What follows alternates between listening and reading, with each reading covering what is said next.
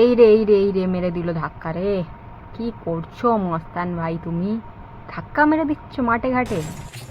আরে দেখে চলতে পারো না? এটা কি তোমার বাবার রাস্তা নাকি? না, ও বোধহয় দেখে চলতে পারে না, কিন্তু তুমি তো দেখে চালাতে পারো। এটা রাস্তা নয়, এটা মাঠ। ভাইয়ের ইঞ্জিন লক হয়ে গেছে, পুরো 10,000 টাকা খরচা পড়বে। কি রে লালা, এই কি বাইক যে একটুখানি ধাক্কাও লাগলো না, ওর গাড়ি টাচও হলো না, তোরা উল্টে পড়ে গেলি, আর তার মধ্যে গাড়িটা লক হয়ে 10,000 টাকা খরচা? কি ইঞ্জিন লক হয়ে গেছে? এই 10,000 টাকা। শুধু তাই না, যে পেছনের মালটা সাদা জামা পরে আছে, সে তার মুখটা দেখে মনে হচ্ছে যে তার পুঁথি লক হয়ে গেছে, তার জন্য 10,000 টাকা লাগবে, না হলে কাটা পড়ে যাবে। দাও, 10,000 টাকা দাও। ঠিক আছে, দাঁড়াও দিচ্ছি।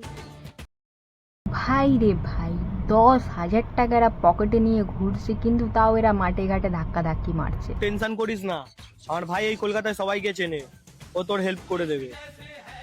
আরে ওই তো আমার ভাই চলে এসছে।